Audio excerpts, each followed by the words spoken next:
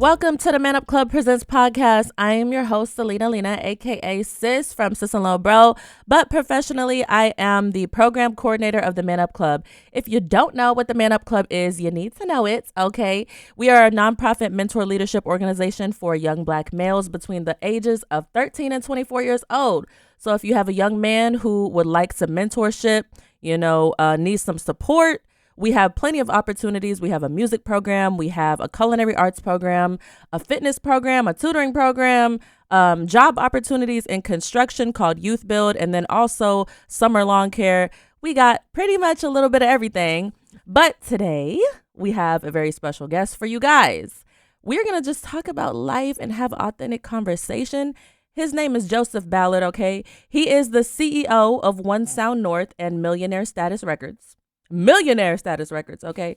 COO of It Takes a Village, Minnesota, manager of One Sound Studio North, and a college graduate with a degree in business management. I have a college degree in business administration, so we have that in common. Welcome, Joseph Ballard. Thank you for having me. I appreciate it.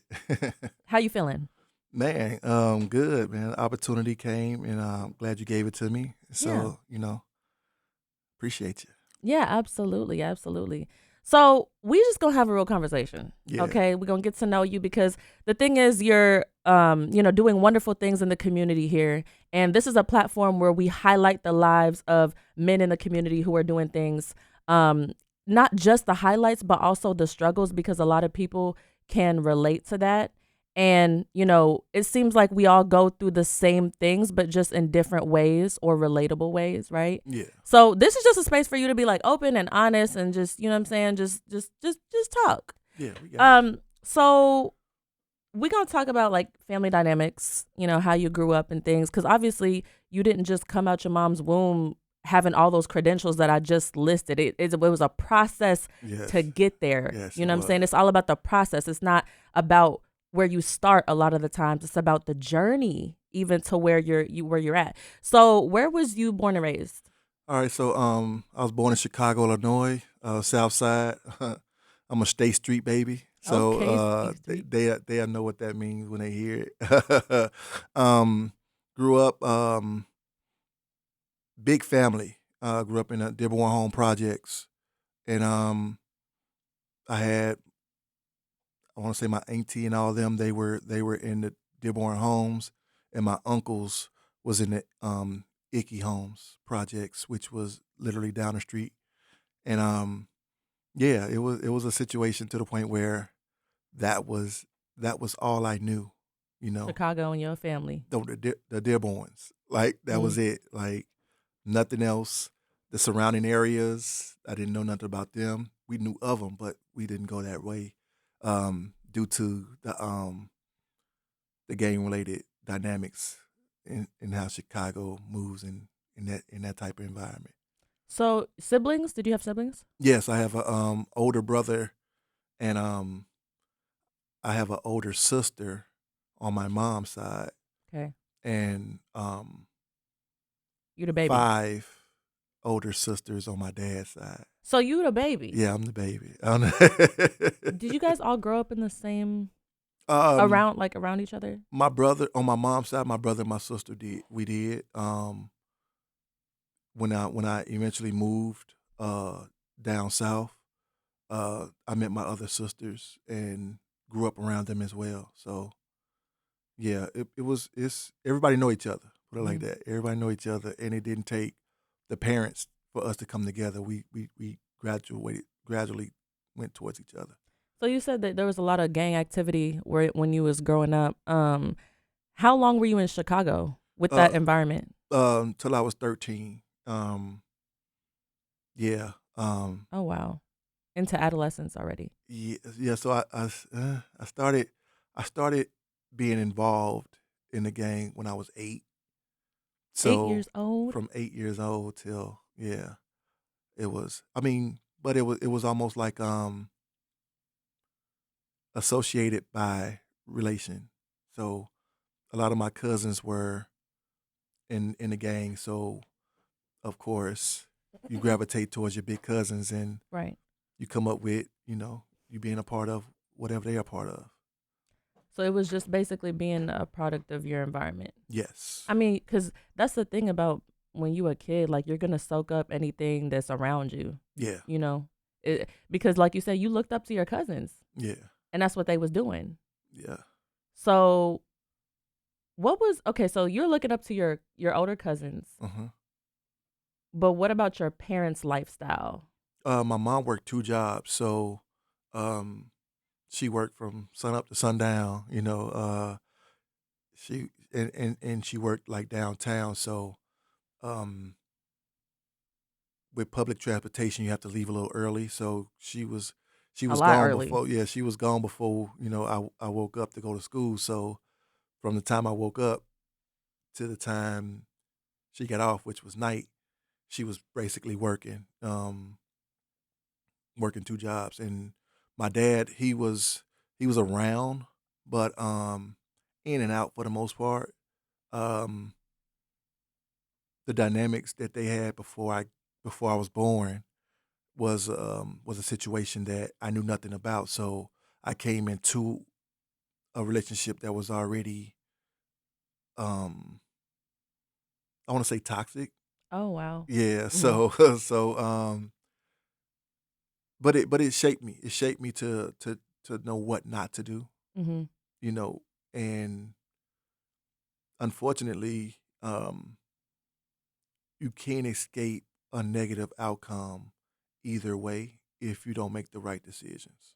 Mhm. So prior to me becoming a dad myself, although I wasn't a violent person, Mhm. I was still an absent person. When you say absent, absent from what? So if I had a disagreement in a relationship, um, and it got me to the point where I got upset and almost losing control, I'll leave, Mhm. which wasn't healthy either because you're not leaving her, you're leaving them. You're leaving the child as well. So, So let me back up a little bit. Let's back up. Let's back up. So you talking about leaving not only quote unquote her but them? Are you insinuating that you had a baby? yeah, at 15, I had my first 15. child. Yeah, and That is super young. And what's crazy is like you say you got into the gangs at like what 8? yeah, See, that's crazy because when I was 8 years old, I was over here playing with Barbie dolls. yeah, You know what I'm saying? And then you literally became a dad at at 15. 15. Yeah, And let me just point this out because and you can agree to disagree, but like I think it's fair to say you was you was a daddy at 15. You didn't become a father at 15. no, no, no, not at all because I didn't have Cuz you was a anybody. you was a kid. Yeah, it would have made sense in a little sense if I had a father to look at to mimic prior to not having one at all. Right. And most of my cousins, they were active in gangs, and the ones that wasn't, um, they were being productive, were going to school, jobs and stuff like that, and there wasn't too many of them. So so I salute my cousin uh Ricky and Darren for providing another way to look at life. So your dad was around, Yeah, off and on. but he wasn't really a father to you. And obviously, see that it's so apparent in our culture, especially with just how vital it is for black men to see a father and experience a father in their life because that's their first role model. And so it's like when you're 15 years old and you coming from Chicago and you're surrounded by, gang violence and that's just normal for you though. Yeah. What was normal for you growing up like seeing stuff that other people might call traumatic to them? I mean, it's still trauma, but you adapted to the trauma, but Yeah. Bodies in a stairway. random shootings, drive-bys, um, family fights, uh, yeah, shootings.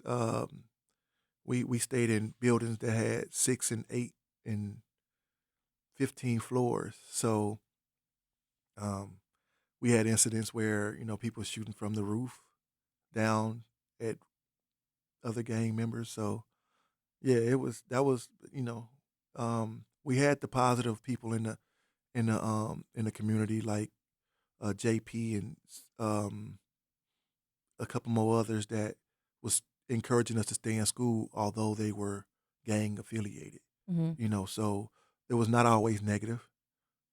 Right. It was just where we grew up at and like how we had to move during that certain era. So yeah. So, okay. How was you navigating, or maybe this is a question for your cousins too, but like, how were you navigating being in a gang but also going to school? How does that work? Oh, when you're young, it's just fights. Okay. Okay. When you're young at the age I was at, it was just fights. Um, we didn't get a hold to guns like they are now until later on. But I mean, you still had people that had them, but it wasn't a situation where that's the first thing we went and got. We'll fight before anything, and I mean that was it. Mm-hmm. And when you would get in these fights, like, who was there someone to reprimand you? Like, what was No, the reaction from your parents and guardians? uh, they most of the time they didn't know about it, Mm. and as long as you won, you know. Right. Like, okay. Now, I feel like a lot of the times, why do I feel like some parents be getting mad at their kids if they get into a fight and then they lose? They're gonna be real upset versus if you It's win. a name. It's a name. Like so, Pride. we we grew up like your name, the family name means everything. So when you out there, you represent the family, and you can't mess up. If you mess up, then that looks bad on all of us. Mm, Like so, if you're on drugs and you're out there strung out, that look bad on the family. mm, You know. So we held that to our chest whenever we did something. So you talk about the importance of making a name for yourself. It don't matter if it's building up your career or even in your case and a lot of other people's cases, if you affiliated with a gang or whatever, like even if you fighting in the street, it's like the same principle applies of trying to create a name for yourself. Now, one could be in a negative context or a positive one, but that's still a value that somehow still continues to come up for people. Yeah. So, this mindset that you were growing up with of creating a name for yourself, what was the name that you created for? What was you known for? Like growing up as a teenager, as a young man, what was your name? uh, um, it was just when it was in Chicago, it was just JoJo. You know, I try anything. Everything. Like I had no boundaries because um I was the sent out kid. Like You said the what? the sent out kid. The sent out kid. Yeah, send me out. Oh, I'm okay. ready. I'm Oh my ready. gosh. So I was a substitute teacher and I had them bad kids. And so you telling me you was the kid that had to be sent out? Like, oh, okay, he acted up, just send Oh him no, out. no, no, not in school. In school I was straight A's because that Oh, was a mama thing. My okay. mama wasn't gonna go for that. You know, So so, when you say so sent out, what you mean? in the streets. What does that mean? Like, Okay, talk to so me. nowadays it's going on in a negative way where the older gang members will send out the younger kids because Okay. the younger kids ain't gonna get a time like an older person would because Mm-hmm. they're of age. Mm. Now that if I can send this young boy right here out to do my bidding for me, Mm-hmm. then I'm scot free, and I got bragging rights because now I can say I got a little hitter for you. I got a little hitter. You talk crazy out here, send them to you. Mm. Type of scenario. Wow. So I was the little hitter. But you was at the same time you was doing that, you was also making straight A's. Yeah. What else was you doing in school? School was I turned back to Joseph in school. Were you involved in sports? Yeah, yeah, I did. I played all of them. I was actually good in running track and basketball. So that took me to a scholarship for basketball. Mm. So obviously you was a hell of a player Yeah. to get a scholarship for basketball. So okay, let me back up. When did you leave Chicago? Okay, so I left at 13. Um, we were that was our second transformation. When my mom moved us to the suburbs for me to go to school, I still found my way back to the projects, and so she was like, "Okay, let me move him a little bit further." And Mississippi was what she sent me to. So you moved to Mississippi when you were what? 13 years old. 13. And that was because your mom was like, "No, he's doing too much. Yeah, I He was needs I to." was very active in the streets, uh, and she didn't want that for me, so she relocated me to Mississippi/Memphis. What was life like in Mississippi? Did it get better? Uh, I had a no fear tactic in me. I didn't fear anything, so when I went down south, all of my cousins, they had fear in them to not go on the white folks side because they had a white folks side and a black folks side. If you cross the train tracks, that was and So what year and what year was this? this was 98, 99 Okay, I was actually. born in 90, 98, so yeah. 90 yeah, no, yeah, 90, Dang. 96, 97 type of scenario. So yeah, that was still a thing in Indianola, Mississippi, where my mom was raised and my dad was as well. So when they sent me back to their hometown, it was like a culture shock, but like I was that guy that was gonna, not me. So what was you doing with your kids in Mississippi? Um so Cuz you had them at 15. yeah, so by the time my freshman year in high school, um I had a boy and a girl, and they wasn't twins. Same woman? No, they were. No, they wasn't. So see, Um, it was. In all honesty, I want to say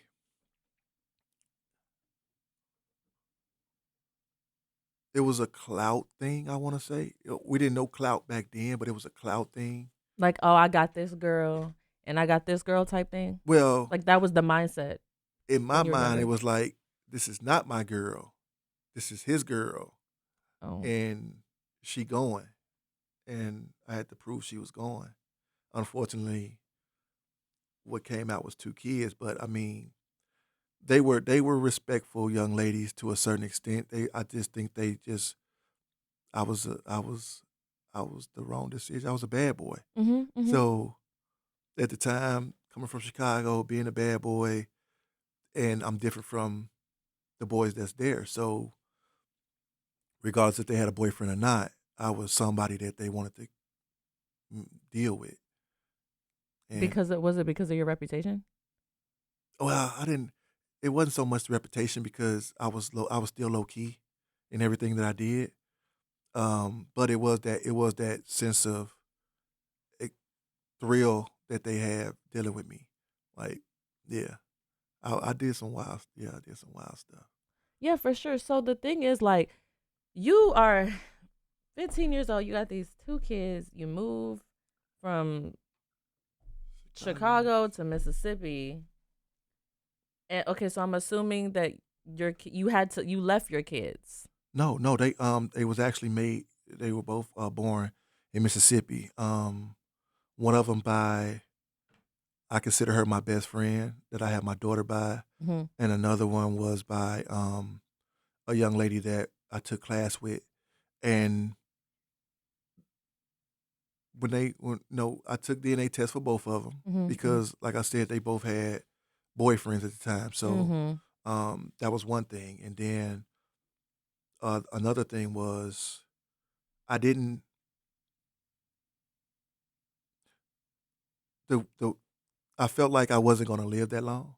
Mm. So that was another issue. Like, I guess he made me have these two kids because I ain't plan on being here too long. So hey, I got something to leave my mama behind to remember me by, type of scenario. Okay, see, that's one thing that comes up a lot in our culture is like a lot of young black men, they think that they're not gonna make it past a certain age.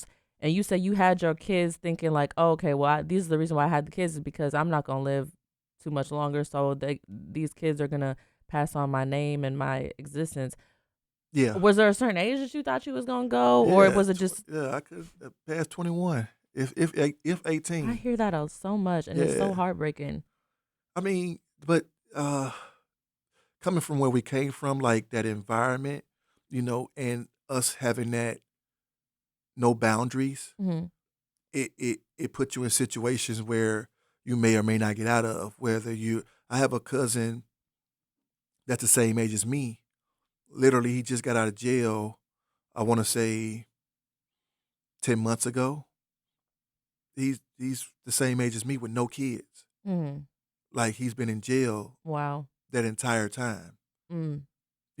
So if you didn't end up in jail, you end up a Dead. casualty of war. So Okay, so obviously being the man that you are today, like, and understanding just as a young man with no positive black male structured role model consistent in your life, yeah, consistent. um, what would you say, like, what would be the advice that you would give to yourself and other guys who have that same mindset that you had before about, dating and messing around with girls? Like, what were the lessons that you learned just looking back now if you could do things differently?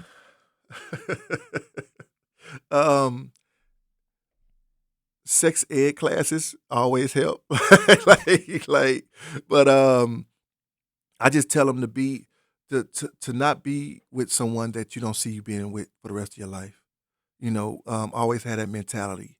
If you can see yourself with her for the rest of your life, if you can look into her eyes and just know that she's it, then okay. But other than that, don't don't don't play don't play with each other on that type of note, because in all honesty, um, some of the females, they had their choices as well.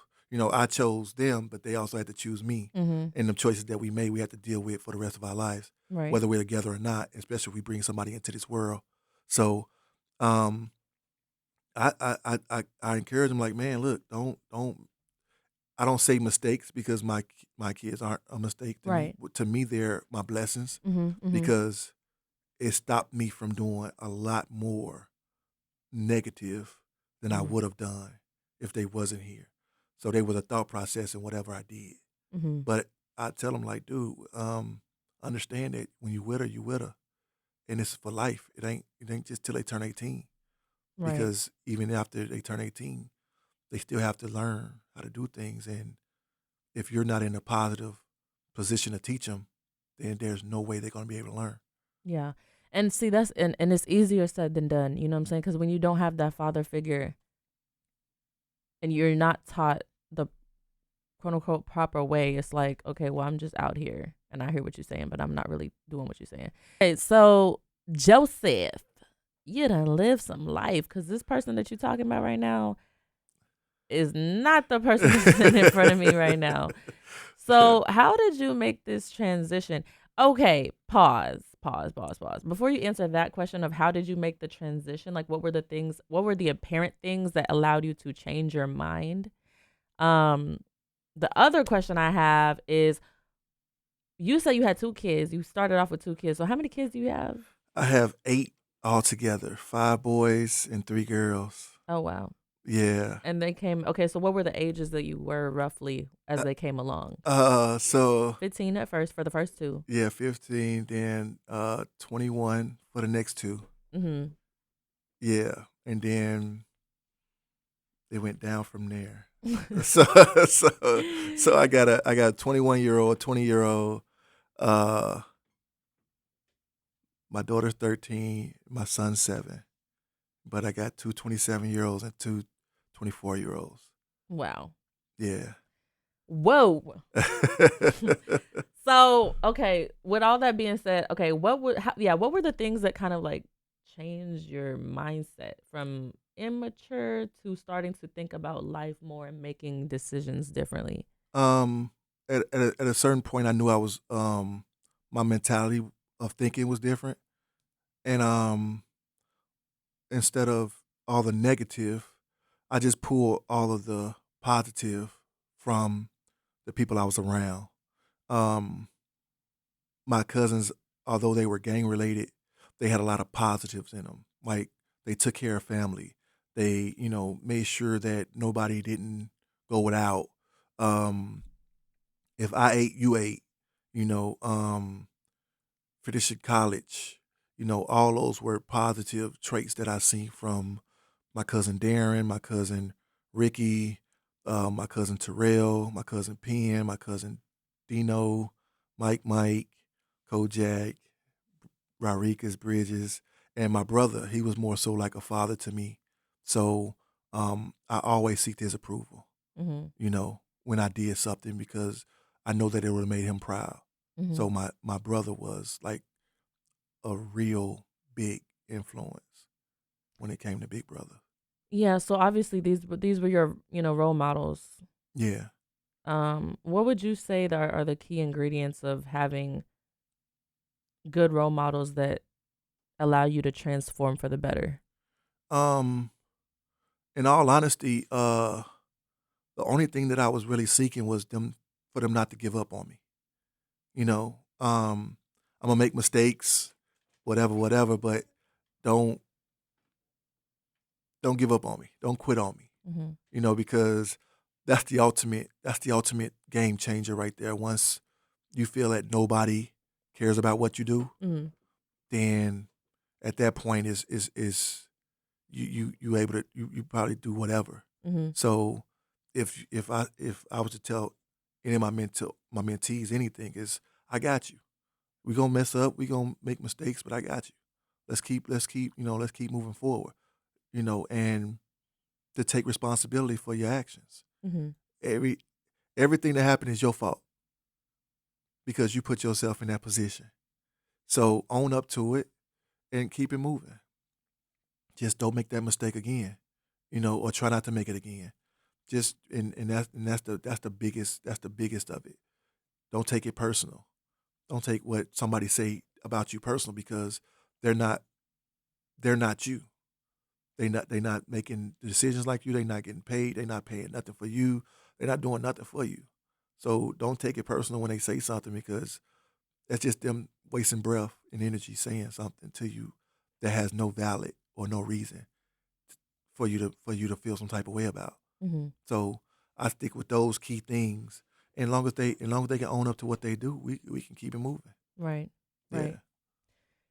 One thing that I wanted to pick your brain on, because I can only imagine like being in your position.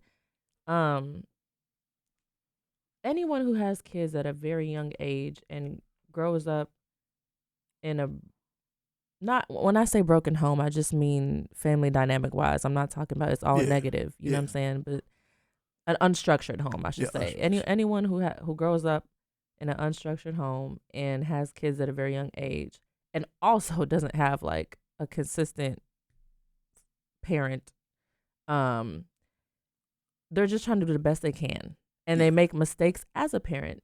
Yeah. So I could imagine that with, especially with the ones that you had at 15, I can imagine that your relationship was definitely, would it be fair to say that your relationship with your kids was very much strained? Um. n- at the beginning, no. It only became strange once we were not on the same page as far as parenting. Um. Unfortunately, we didn't know what we were doing. Right. Um. There's no rule book. Our parents, were there to a certain extent. Uh, but if me and the mother didn't have an understanding, then it hindered The the kid. relationship with the child. And eventually, my daughter, um, me and her are close now. But at one point, she wanted answers, Mm-hmm. and she was like, "Dad, why did you leave me?"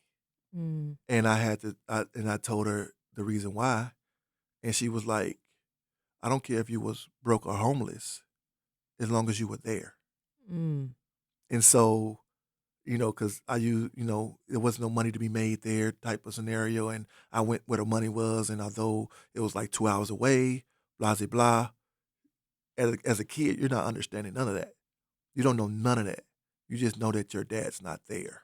Right. You know what I'm saying? So that was the conversation that we had, and to this day now we had to restructure it, and I had to own up to everything she felt because that's how she felt, Mm-hmm. and anything else was irrelevant in my eyes on and hers on the dynamics that I have with her mom. Mm-hmm. So if we having a conversation, I'm telling her everything that I did wrong.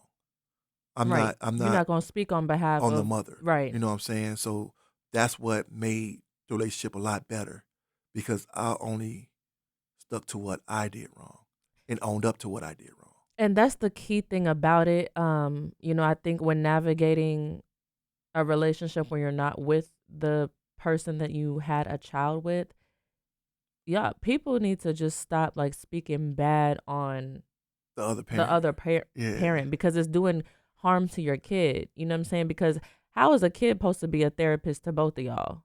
Like that's ridiculous. Well, my 13-year-old daughter, she said a good comeback to her mom one time because her mom was trying to tell her something about what happened between me and her in the relationship, and my daughter just simply said, "I'm not dating him. He's my dad."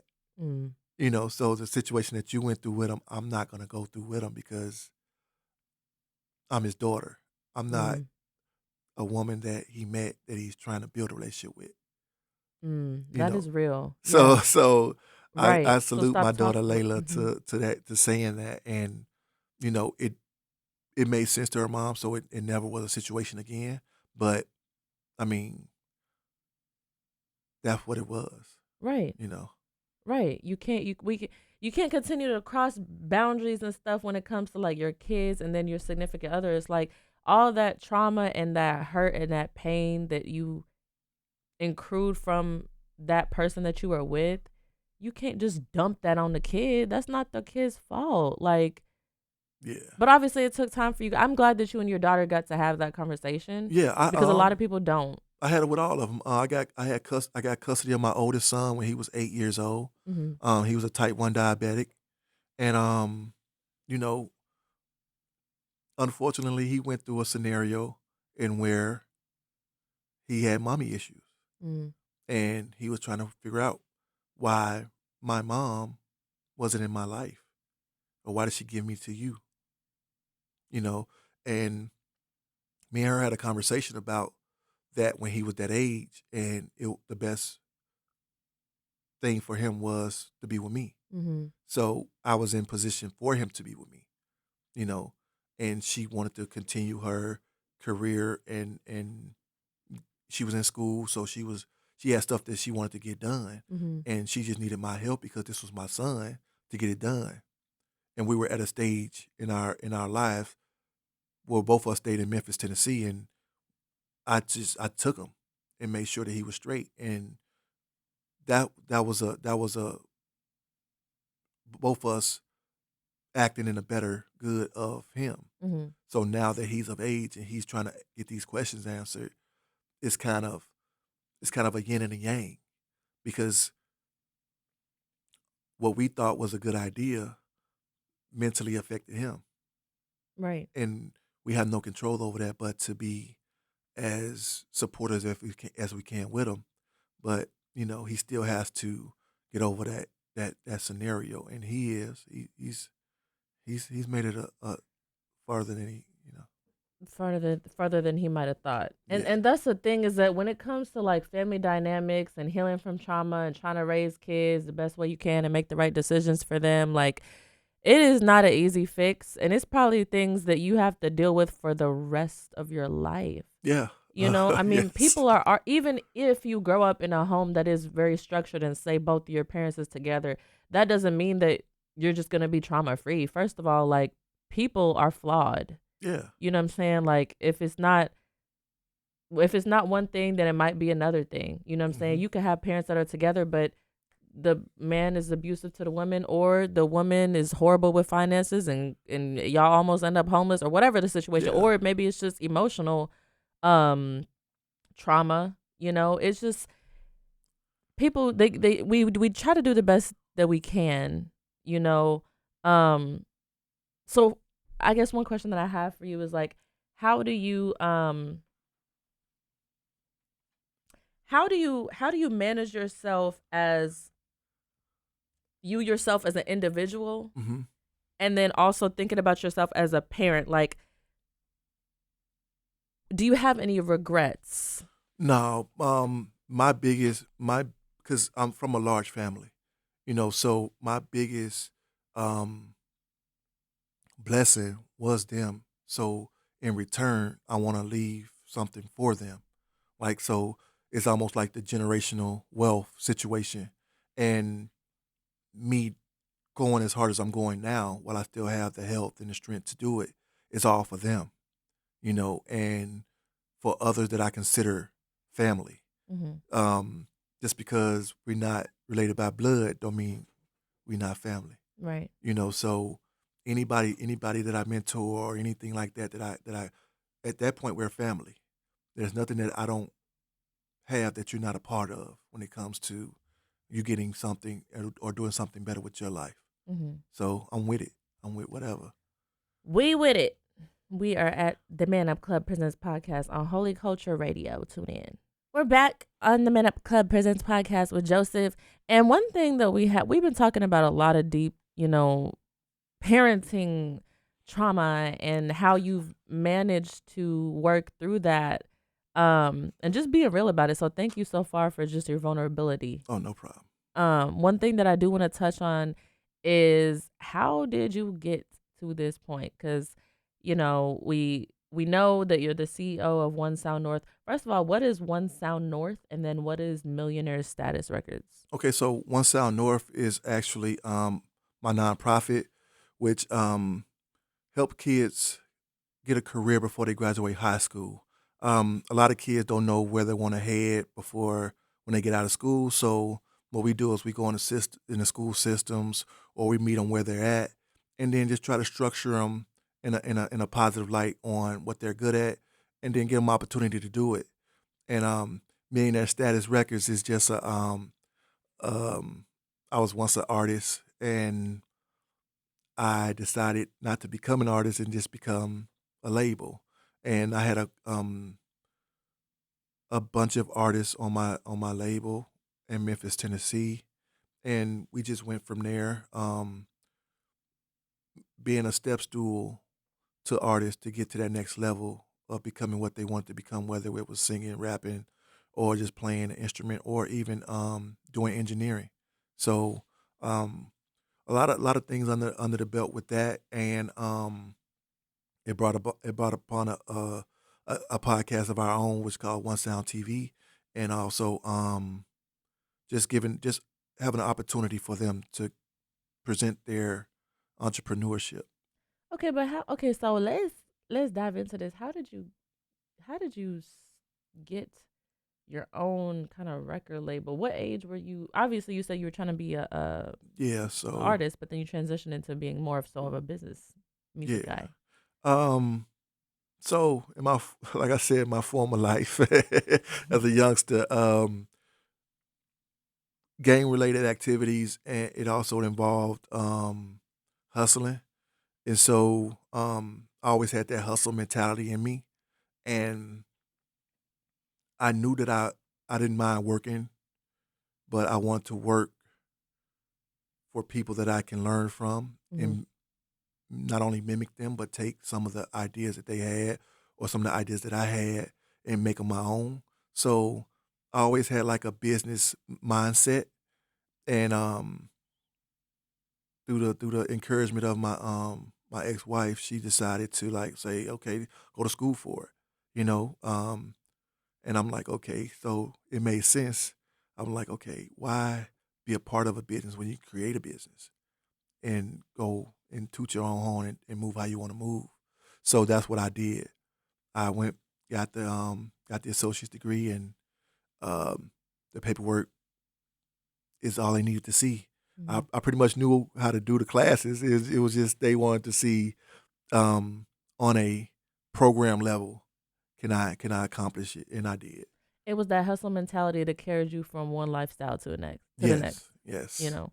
And then I did hear that you said that you had a scholarship to play ball. yeah. So you went to college and you graduated. That was that the first college that you went to and you No, graduated? so actually, uh, I went to Mississippi State University at one point, and then I was finna take my talents overseas, and thought about it. My kids not being around them is what triggered me to come, like, bag it back and like, okay, no overseas. Let's go ahead and be a part of the kid's life, and that what catapulted me into um, going back to school, Okay. and then just leaving something for them behind. So creating my own business is the only way that I could know that they had something of value Mhm. to fall back on from me. Mhm. So yeah. And do they appreciate it? Or do at least some of them? Because it's not everybody. Sometimes you have kids and you have dreams and aspirations for them, but that um, don't mean that they're gonna fall in line with what you want. but at this point, it's another option for them. For sure. They can they're doing whatever they want to do at this point, and I just set an option out there for them. The property, the land, is all optional. If they want it, they can get it and do whatever they want with it, but they can't say I ain't leave them Yeah, nothing. that was something that as a parent, you was just like, okay, this is part of my duty, Yeah, and I need to get this done. yeah, Yeah, that's really dope. And my understanding is that you also are a heavy hitter when it comes to mentoring. yeah. You have, I mean, I see you from afar, and you always have mentees with you. What what are the biggest lessons that you instill into like your mentees? Actually, the answer that, but also answer what is your style of mentoring? Um, just walk with me is my style of mentoring. Um, I don't bring them in environments that I know um, will affect them mentally. My thought process is keep it 100% real with them. Let them know that, hey, don't nobody owe you anything. You know what I'm saying? If you gonna do anything, prove to them that you worth it. Um, I was blessed with a couple of nonprofits that allowed me to let me showcase the young men, you know, talents. Big up to BBE, Black Business Entertainment Enterprise. They actually when they had their gala, they actually um, let some of my youth in there doing the tickets, in there doing security, dressed up nice, and that was their first time ever being at a gala. So Nice. it was eye opening for them to see a bunch of black entrepreneurs come together Right. and enjoy themselves and nothing violent. Mhm. Um, res- respiratory Restoration Inc. They also doing an amazing job with the youth. I can always go there. They got a safe haven for them. Programs and opportunities for them there over north. The Haven of Hope. They also it's another nonprofit that helps provide food and services, whenever needed. And we just try to just collab with everybody to Mhm. do, whether it's Emerge or Man Up. I had two young men there, so Right.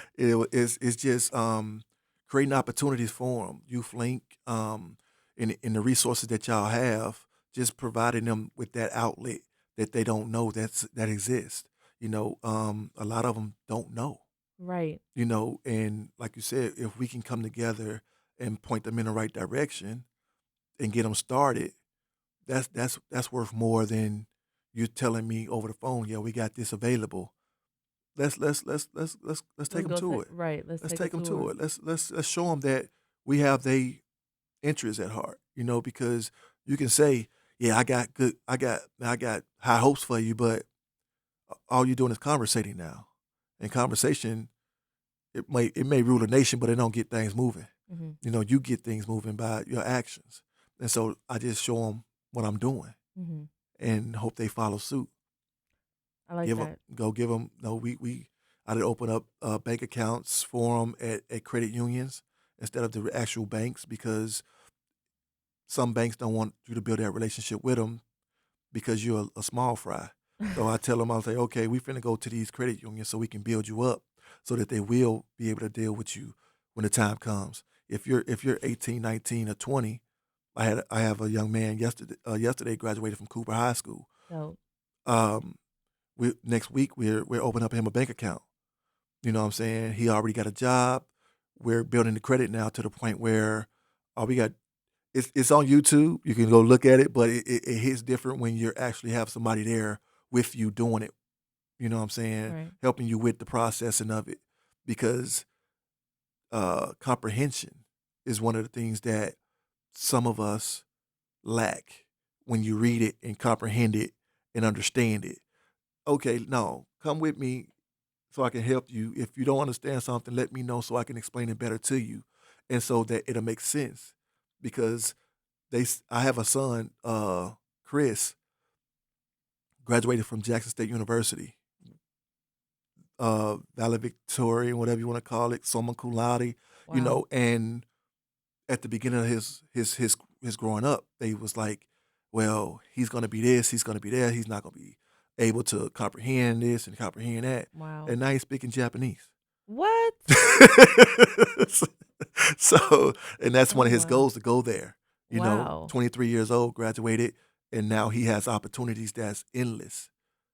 So I want to be a part of everybody's that comes in my path to progress in a positive way. That's so dope. That's just so dope. So I think of you as a really dope connector. Yes. You're a connector, Yeah. and you're someone that shows them the ropes. What's that saying with the fish? It's like don't go fish for the man. Just like Show him where that fish at, show so them he can show fish for them himself. exactly. Yeah. Show them how to fish. Teach them how to fish, so that when you leave, He they know how know to how get to home do from it. They know how to bring it in themselves. Exactly. So that's really good. Instead of yeah, I like that style for sure, for sure. Yeah.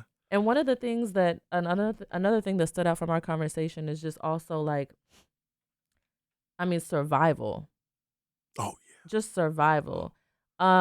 Obviously you're in thrive mode now, so kind of like a last thought that you could give to the people, like what has been the most meaningful thing to you when it's come to, okay, I was once in survival mode, but now I'm thriving. Like, what is life like on the thriving side?